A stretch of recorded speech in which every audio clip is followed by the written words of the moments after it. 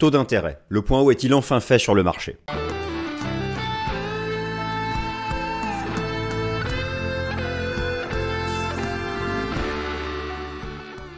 Chers amis, bienvenue à la nouvelle édition du Top Gun de ce lundi 17 avril 2023. Je suis ravi de vous retrouver, masterclass sur les taux d'intérêt. Alors, dans cette vidéo, vous allez comprendre tous les mécanismes pour passer des taux d'intérêt des banques centrales aux taux d'intérêt du marché, taux d'intérêt monétaire, taux d'intérêt obligataire des États et des entreprises, et à la fin, les taux d'intérêt pour nous, particuliers, du crédit à la consommation et du crédit immobilier. Tous les mécanismes qui permettent de passer des différentes catégories. Et puis, vous allez aussi apprendre à maîtriser les outils d'analyse des taux d'intérêt du marché et ainsi optimiser, par exemple, le timing de votre prochain crédit immobilier. Alors, ces taux d'intérêt qui semblent avoir fait un point haut dans le sillage de la crise bancaire du mois de mars.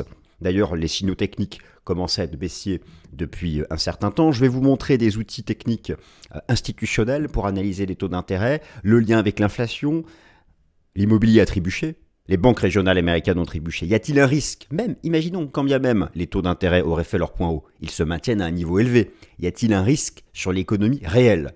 Et enfin, d'un point de vue boursier, si les taux d'intérêt entament vraiment un cycle baissier, sur fond d'inflexion monétaire à venir des banques centrales, quels sont les meilleurs placements en bourse à envisager? C'est parti chers amis, le plan s'affiche sous vos yeux, taux d'intérêt, le point où est-il fait? J'espère qu'après cette vidéo, vous serez capable vous-même d'analyser la dynamique des taux du marché et d'en déduire des conséquences, alors bien sûr pour vos placements boursiers, mais aussi pour vous, pour optimiser vos différents crédits, en particulier la partie immobilière. La crise bancaire du mois de mars qui a entraîné un renversement baissier surprise des taux d'intérêt du marché en Europe et aux États-Unis, peut-on enfin affirmer que les taux d'intérêt dans leur ensemble ont entamé un renversement à la baisse? Et si oui, combien de temps cela va mettre à se répercuter sur les taux d'intérêt qui arrivent en bout de chaîne alimentaire, les taux d'intérêt du crédit à la consommation et du crédit immobilier pour les particuliers? Le plan est sous vos yeux, je vous laisse le lire car la vidéo sera chargée. Et donc on attaque, première partie, le cycle global de tous les taux d'intérêt, des banques centrales à l'emprunteur particulier. Alors chers amis, je veux commencer par ça me paraît très important de bien comprendre. Les taux d'intérêt pratiqués par les banques centrales sont la source de tous les taux d'intérêt. Alors, je vous rappelle rapidement qu'un taux d'intérêt, c'est soit le coût, soit la rémunération de l'argent, on est d'accord, hein, que ce soit, alors si vous faites un placement par exemple, vous pouvez être rémunéré par un taux d'intérêt, comme sur le marché obligataire. Si vous êtes prêteur ou emprunteur, ce sera soit un coût, soit une rémunération. Les taux d'intérêt du marché découlent des taux d'intérêt des banques centrales. Lorsque je parle des taux d'intérêt du marché, je parle des taux monétaires, des taux obligataires, des États et des entreprises. Les taux du marché évoluent toujours dans l'anticipation des taux des banques centrales. Ça, c'est absolument ce que vous devez retenir, mes amis. Vous pouvez avoir l'impression que les taux d'intérêt du marché, je parle des taux d'intérêt des États obligataires, sont en avance sur les taux des banques centrales.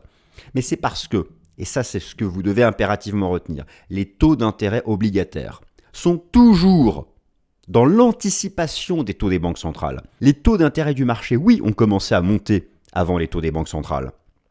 Mais c'est parce qu'ils anticipaient la hausse des taux des banques centrales. Donc c'est toujours à la source première les taux des banques centrales. Ce ne seront pas forcément les taux des banques centrales qui vont monter ou baisser en premier, parce que ce sera d'abord ceux du marché, mais qui anticipent ce que feront les taux des banques centrales. Ça, c'est vraiment, c'est la base. C'est vraiment ce qu'il faut comprendre, et même pour la suite.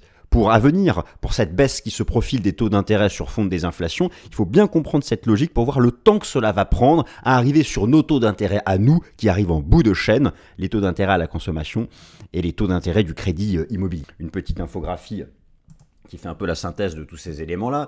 Taux des banques centrales, j'ai cité la Réserve fédérale des États-Unis et la Banque centrale européenne. Les taux du marché monétaire, alors les taux du marché à court terme et les taux obligataires pour les États et les entreprises. Et à la fin, les taux immobiliers à la consommation pour les particuliers qui sont émis par les banques commerciales. Ce sont toujours les taux d'intérêt les plus élevés. Retenez que les taux du marché, même s'ils arrivent en seconde position, anticipent toujours les taux des banques centrales et donc peuvent donner le sentiment d'être en avance. Alors, on va regarder ça plus en détail. Je vais vous montrer comment ça s'est passé ces dernières années. Alors, vous avez sous les yeux plusieurs choses. En rouge, vous avez les courbes d'inflation aux États-Unis et en Europe. Alors, rappelez-vous, si le marché envisage des hausses de taux d'intérêt des banques centrales, c'est avant tout pour juguler l'inflation. Regardez bien le mécanisme. En noir, vous avez les taux du marché et en ligne avec des pointillés, le taux d'intérêt de la Banque Centrale Européenne et ici le taux d'intérêt de la Fed en pointillé vert. Regardez bien, c'est d'abord l'inflation qui a fait un renversement haussier, c'est d'abord les taux d'inflation qui ont commencé à monter. Ça a pris un certain temps pour qu'on commence à comprendre que ça devenait grave. Les taux du marché en noir ont commencé à avoir une pente haussière. Et là, me direz-vous, mais c'est bizarre. Pourtant, les taux des banques centrales étaient à zéro et ne bougeaient pas. Oui, mais ici, les taux du marché anticipaient ce qu'allaient faire les banques centrales dans les prochains mois. C'est toujours comme ça. Et à la fin, les taux des banques centrales montent. Donc là, vous pouvez avoir l'impression que les taux des banques centrales arrivent en dernier, mais non. Je vous le reconfirme, les taux des banques centrales sont toujours en premier. Les taux des banques centrales sont tout en haut. Ce sont eux qui drivent le marché parce que les taux du marché sont dans l'anticipation des taux des banques centrales. Vous l'avez compris. Et donc là, le mécanisme sera la même chose. Regardez, les taux d'inflation ont commencé à baisser. Je vais arriver en détail plus tard dans la vidéo sur ce sujet. Les taux du marché, regardez, commencent un peu à baisser, alors que les taux des banques centrales sont toujours en hausse et attendus encore un peu en hausse. Mais c'est parce qu'en fait, les taux du marché commencent à baisser, parce que l'inflation recule, et que le marché anticipe que les taux des banques centrales vont bientôt atteindre ce qu'on appelle le taux terminal, le taux plafond qu'elles ne dépasseront pas dans leur cycle haussier, avant de repartir à la baisse. Est-ce que vous avez bien compris? Est-ce que jusque-là, vous me suivez? Bon, parfait. Donc, c'est vraiment le mécanisme qu'il faut comprendre. À partir du moment où vous avez compris ça, il faut se concentrer sur l'analyse des taux du marché. Et on peut faire l'analyse technique des taux d'intérêt du marché. Vous comprenez tout de suite l'intérêt? Si votre analyse technique des taux du marché vous dit que ça va baisser, c'est une confirmation, en plus, de la fin de la hausse des taux d'intérêt des banques centrales. Et puis derrière, avec toujours un delta un certain temps, puis les institutions commerciales privées prennent leur marge. Et donc, à venir 6 mois plus tard, un début de renversement à la baisse, par exemple, du taux du crédit immobilier. Et donc, c'est là où vous pourrez vous-même gérer le timing. Peut-être attendre 6 mois avant de faire votre prochain crédit immobilier pour gérer le coût. Vous voyez, donc c'est pour ça que et je vais vous montrer plein d'outils techniques, institutionnels. On a même les positions de trading institutionnel sur les taux d'intérêt. Donc, c'est tellement beau. Vous savez, ce fameux rapport cote. Oui, il est disponible pour les taux. Enfin, je vais tout vous montrer. Donc, ça, c'était l'introduction. Il faut absolument comprendre l'ensemble de ces mécanismes. Alors, les taux d'intérêt, la crise bancaire démarre-t-elle le renversement baissier définitif? Ça, c'est vraiment la question qu'on se pose. Nous allons regarder l'évolution des taux en Europe depuis 12 mois. Effectivement, deux points hauts sont actuellement identifiés. Retenez une chose, les taux d'intérêt du marché. Les taux d'intérêt du marché. Alors, vous en avez ici une synthèse. Vous avez les taux d'intérêt, je vais vous montrer ça directement ici sur TradingView.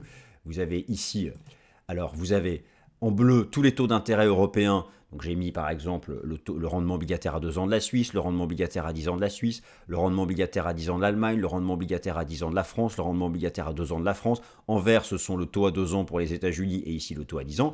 Vous avez donc, effectivement, on voit un début de baisse. Ce n'est pas non plus énorme. On a eu une première phase de point haut lorsque la désinflation a commencé, cette désinflation qui se confirme aux États-Unis. Et on a eu une deuxième phase de point haut au moment ici du mois de mars, le choc bancaire. Vous voyez comme moi, les taux partout baissent. Mais ils sont encore à des niveaux très élevés, c'est ce que nous allons regarder. Alors, est-ce que la crise bancaire marque le début d'un renversement des taux d'intérêt du marché?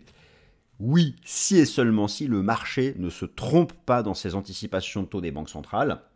Et en fait, concrètement, les anticipations sont celles d'un pivot de la Fed. Alors, ce qu'il faut bien comprendre, c'est que si le marché envisage que les taux d'intérêt des banques centrales vont commencer à baisser, c'est d'abord parce qu'il y a une dynamique de recul de l'inflation. Il faut bien avoir conscience de ça. Le marché ne se trompe pas. Là, actuellement, les investisseurs envisagent que pour la Fed et la BCE, le taux terminal sera atteint cet été. Le taux terminal, c'est quoi? C'est le taux maximum auquel elles vont monter leur taux d'intérêt. Et le marché envisage qu'assez rapidement, elles vont pivoter, c'est-à-dire enclencher une tendance baissière de ces taux d'intérêt. C'est pourquoi là, les taux du marché ont commencé un peu à baisser. Mais ils ont un peu baissé puis se stabilisent parce qu'il y a quand même une forme d'incertitude. L'incertitude, c'est quoi? Ok, le choc bancaire, c'est bien. Les perspectives de croissance, etc. En fait, non. Ce qui compte, c'est le régime des prix. Il faut absolument que mois après mois se confirme la désinflation.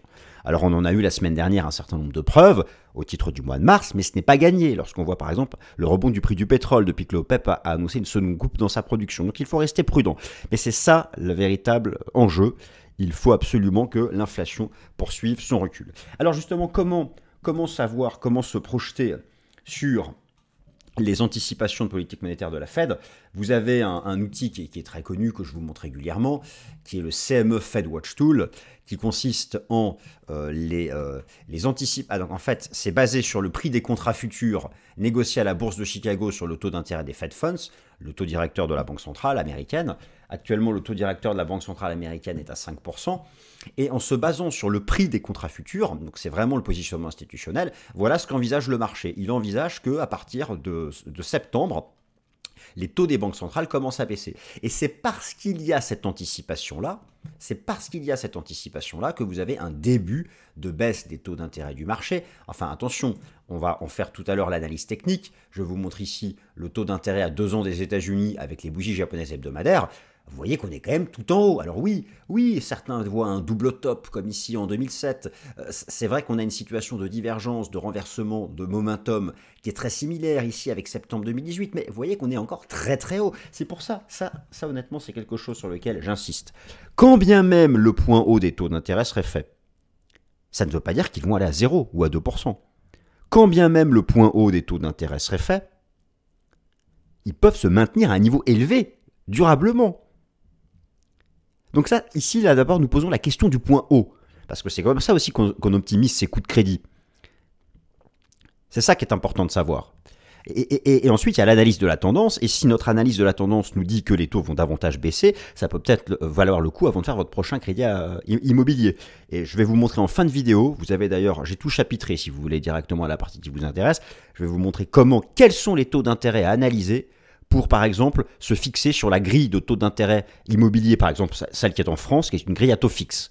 Eh bien, je vous donne tout de suite la réponse. Il faut utiliser le rendement obligataire à 10 ans du Trésor public français, mais ça, j'y viendrai. Et vous allez voir qu'on peut y faire aussi l'analyse technique de manière extrêmement percutante.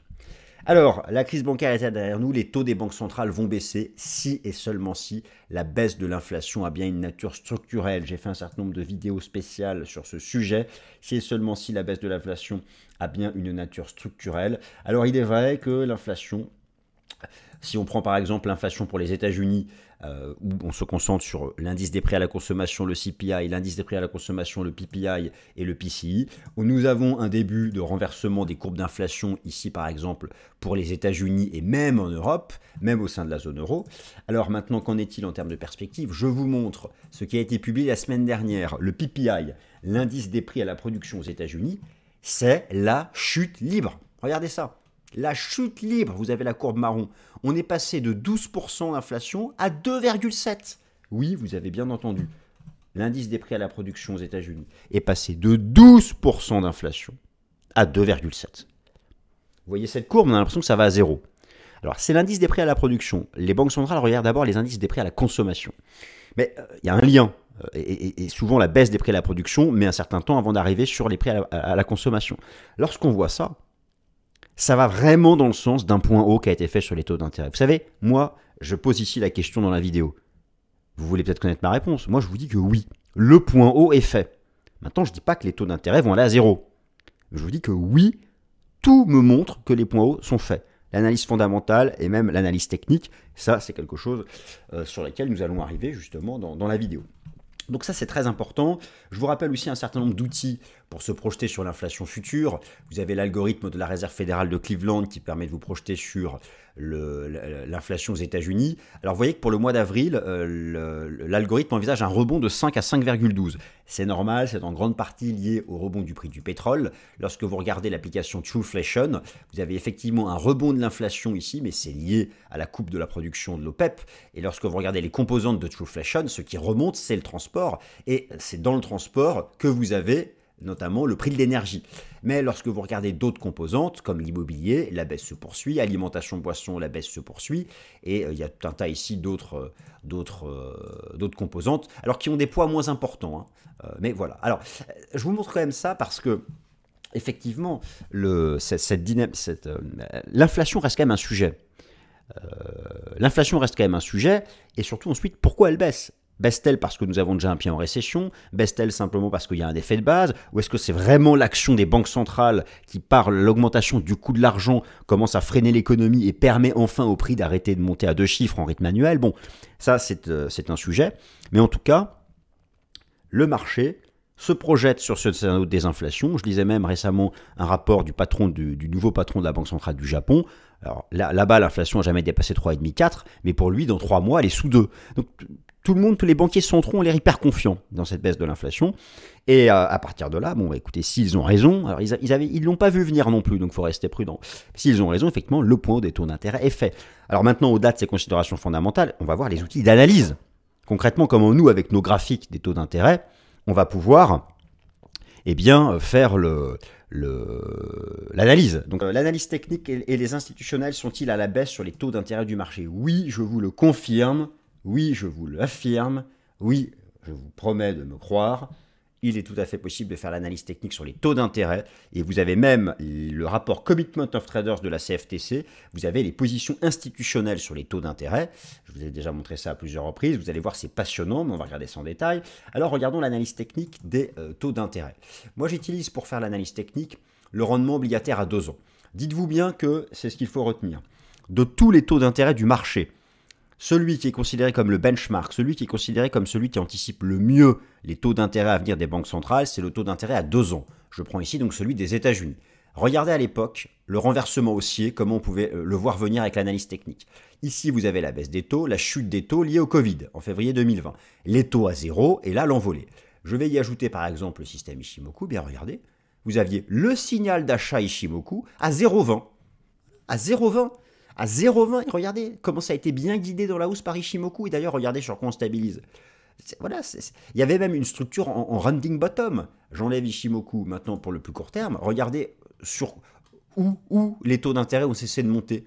Ils sont revenus chercher les niveaux du double top de juin 2017. 2007, regardez à l'époque, cassure de ligne de coup, la chute. Et bien là, double top. Alors, cassure de ligne de coup, ok. Tant qu'on se maintient sous la ligne de coup, c'est bear. Et d'ailleurs, regardez aussi l'analyse en termes de momentum. Ici, vous aviez avant la baisse une divergence baissière, avant la baisse une divergence baissière, cassure du 50 sur le RSI, cassure du 50 sur le RSI. Voilà, juste l'analyse chartiste permettait là, en dehors même de toutes les considérations fondamentales, et même avant le choc bancaire, de voir venir une phase de repli. Restait à savoir quelle allait être la raison fondamentale. Donc d'un point de vue technique, effectivement, on a plutôt un scénario de repli en direction de cette zone du rendement obligataire à 2 ans des États-Unis. Maintenant qu'en font les institutionnels, alors je me retourne à nouveau vers le rapport Commitment of Traders de la CFTC, que vous connaissez bien, qui permet d'avoir les positions des asset managers et des traders de hedge fund. Je vais ici chercher donc dans les taux d'intérêt, je me tourne vers le taux d'intérêt à 2 ans ici pour les États-Unis, et je regarde ce que font les asset managers, et je vais me mettre 2 ans. Alors, ils sont toujours majoritairement à l'achat plus qu'à la vente, mais rappelez-vous, on s'intéresse à la direction de la position nette, le nombre de contrats à l'achat moins le nombre de contrats à la vente, et regardez, elle a entamé une phase baissière, mais il est vrai que ça reste quand même touchy, c'est-à-dire que tant qu'ils ne sont pas majoritairement vendeurs, les asset managers ont un doute quant au repli des taux d'intérêt. Donc là, moi je vais suivre ça chaque semaine, il faut non seulement que la courbe jaune, le solde net, continue de baisser, et il faudra vraiment, pour avoir une confirmation de la baisse des taux, qu'un jour les positions short dépassent les positions longues. On n'y est pas. Mais regardez les hedge funds. Et là, c'est magique. Les traders de hedge funds sont passés majoritairement short depuis octobre dernier. Donc, les traders de hedge funds sont passés short ici. C'est pas magnifique? Les traders de hedge funds ont fait s'envoler leur position à la vente ici. Donc c'est pour ça que je regarde ces deux choses-là. Je trouve ça assez rassurant de voir les traders de hedge funds majoritairement vendeurs, mais tant que les asset managers ne le sont pas, là ça reste quand même un bémol. En tout cas, vous voyez qu'on peut faire de l'analyse technique classique et utiliser le rapport Commitment of Traders pour les taux d'intérêt à 2 ans. Les taux d'intérêt élevés vont-ils provoquer une récession économique globale ou limitée à l'immobilier? Alors en effet, même si les taux d'intérêt baissent et même si le point haut est derrière nous, ils sont à un niveau très élevé en comparaison des taux à zéro entre 2008 et 2011. Alors là, je vous remontre ça, qui est le cycle des taux d'intérêt depuis 40 ans. Voilà, soyons clairs.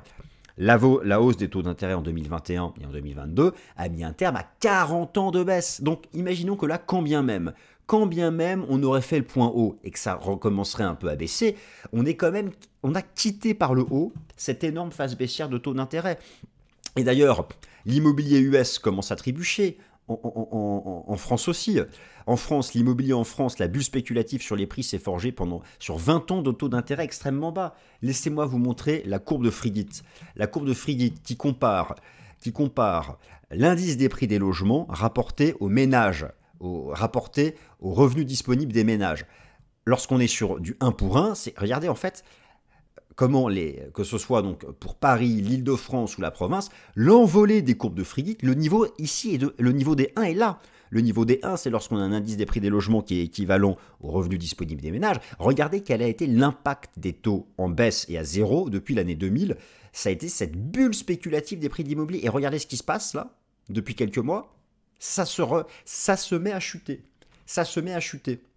Donc, les taux d'intérêt élevés, clairement, là, ont provoqué un retournement de l'immobilier. On a vu aussi le problème sur les banques régionales américaines, en grande partie parce qu'elles avaient dans leur bilan des obligations qui ont subi un krach en 2022. Et maintenant, la question que tout le monde se pose, est-ce que l'économie réelle va bientôt trébucher? Alors là, c'est une autre thématique, celle de la récession, que je vais un peu traiter là, mais j'ai fait des vidéos sur ce sujet, je réactualiserai les prochains lundis. Mais voilà, combien même les taux d'intérêt auraient fait leur point haut, ils restent à un niveau élevé.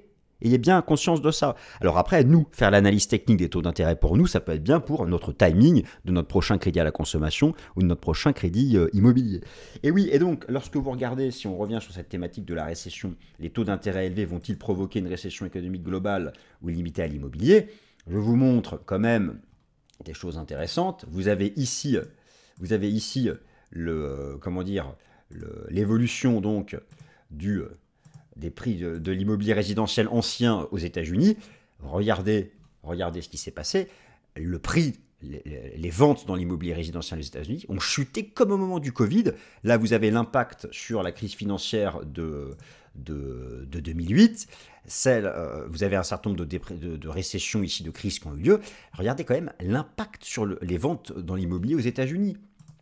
Et alors maintenant, est-ce que ça va arriver sur l'économie réelle? Je vous montre ici l'évolution ici du nombre de faillites aux États-Unis.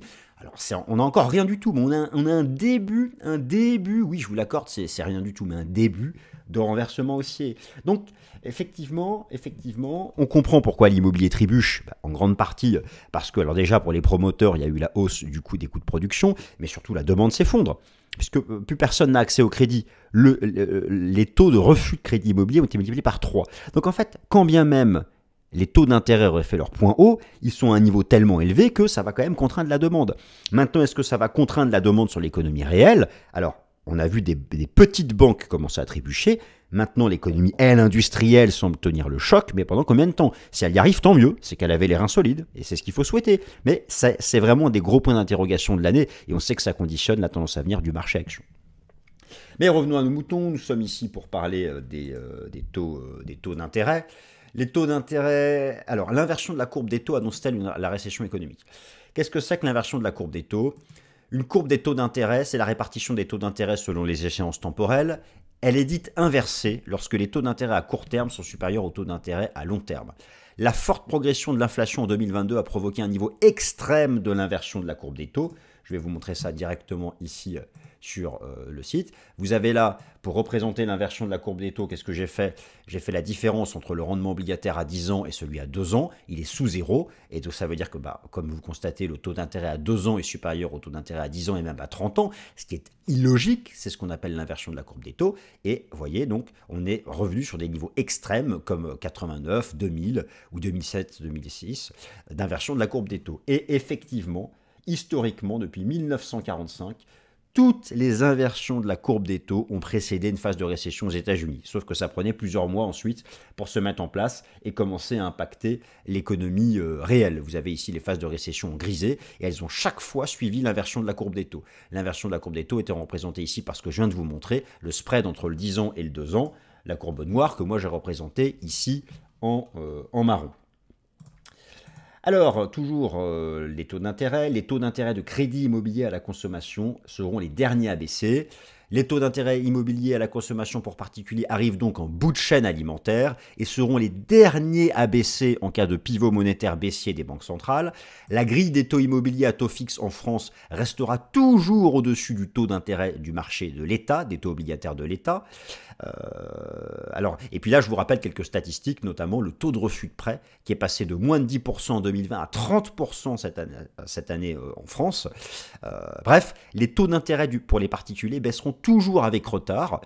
par rapport au taux du marché, et en grande partie aussi parce que les banques commerciales vont continuer à prendre leur marge. Alors maintenant, comment savoir? Vous avez ici la grille des taux d'intérêt à taux fixe en France, et comment savoir si je dois attendre pour faire mon crédit immobilier? Retenez une chose, la meilleure façon de vous projeter, c'est de faire l'analyse technique sur les rendements obligataires des États. Donc je parle des taux du marché des États. Et je vous conseille de faire l'analyse technique pour la France du rendement obligataire à 10 ans. Vous voyez que le rendement obligataire à 10 ans ici est de 2,82 et que actuellement le taux à 10 ans pour un emprunteur c'est 3,40. Voilà, donc c'est au-dessus du taux de l'État. Alors, les taux actuellement, les taux des États, écoutez, on va les prendre directement sur la plateforme. Le taux à 10 ans, on va prendre ici pour la France. Alors j'avais ici, on peut prendre aussi pour l'Allemagne. Ici pour les États-Unis, prenons pour l'Allemagne, c'est la même dynamique. Vous voyez donc qu'on a un début de repli des taux d'intérêt, mais le marché n'a pas validé de pattern de renversement baissier. En fait, à peu près partout, sur l'ensemble de ces taux en Europe, on a une sorte de pattern. On a ce type de configuration, d'énormes structures tout en haut. Tant que le marché ne quitte pas par le bas ces énormes canaux, d'ailleurs que l'on retrouve aussi ici. Vous voyez que cette espèce de pattern ici ascendante, bien guidée ici, vous avez la moyenne mobile à 30 semaines. Le jour où on brise par le bas ces espèces de figures, là oui, vous aurez un signal baissier. Mais ça va prendre du temps. Et pour l'instant, ce n'est pas le cas. Donc, ce qui est en train de nous dire l'analyse technique des taux d'intérêt du marché, que ce soit pour l'Europe ou les États-Unis, c'est que nous sommes tout en haut, qu'aux États-Unis, par exemple, le rendement obligataire à 2 ans semble avoir validé une sorte de double top, mais que du côté des rendements obligataires à 10 ans, c'est plutôt mis en phase latérale. On s'est mis en phase latérale. Alors s'agit-il de phase de distribution avant de repartir en baisse ou de continuation haussière? Eh bien, c'est là où l'analyse technique apportera des réponses et elle se pratique sans aucune difficulté. Vous pouvez mettre d'ailleurs tous vos outils classiques. Vous prenez par exemple ici le 10 ans, le 10 ans américain. Vous pouvez lui mettre ce que vous voulez. Vous pouvez lui mettre de l'Ishimoku. Sur tous les horizons de temps, ça se pratique sans souci. Regardez en données hebdomadaires sur quoi on est. Bon, c'est ça qui est passionnant. Alors déjà, rentrer à l'intérieur du nuage viendrait neutraliser la dynamique. Et techniquement parlant, vous voyez bien que ça se fait parfaitement bien guidé. Et moi, je vous remontre ici pour le 2 ans américain. Je vais même y ajouter l'Ishimoku. Il n'y a pas de surprise. On a eu une jambe de baisse. Maintenant, pour vraiment commencer à se dire que ça va baisser, il faudrait au moins finir par rentrer dans le nuage. Bon, là, je vous montre l'Ishimoku. Il y aurait plein d'autres façons de faire. Mais ce que vous devez retenir, c'est que on peut faire de l'analyse technique sans aucun souci pour les taux d'intérêt et que ça permettra ensuite de gérer votre timing pour vos crédits immobiliers ou crédits à la consommation. Et maintenant, imaginons, projetons-nous. Bourse. Alors, imaginons que le point haut des taux d'intérêt soit fait. On va imaginer beaucoup de choses. Et même mieux que ça, que lors des prochains mois, que le marché engage un cycle baissier des taux d'intérêt où se trouvent les meilleures opportunités. Moi, je vous rappelle l'opportunité numéro 1, achat des obligations. Du fait de la corrélation inversée entre le cycle des taux d'intérêt et le prix des obligations. Sur le marché action, en cas de baisse prononcée des taux d'intérêt, il faut aller du côté des valeurs de croissance, c'est-à-dire la tech. En gros, par exemple, sur la cote américaine, les valeurs du Nasdaq.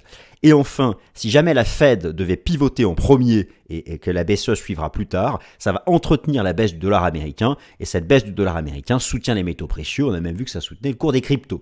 Voilà, donc, mais au final, métaux précieux, crypto, bon, ça, mais c'est plus volatile. La vraie conviction forte, si jamais on a entamé un cycle baissier des taux d'intérêt, c'est l'achat du marché obligataire. Et tournez-vous vers des obligations investment grade à duration longue, celles qui sont hypersensibles, en corrélation inverse aux taux d'intérêt. Voilà mes amis, j'espère que cette vidéo sur les taux d'intérêt vous a appris des choses intéressantes. Et puis, si c'est le cas, n'hésitez pas à la liker, à la partager, à me mettre des commentaires positifs et passez une excellente semaine. Merci.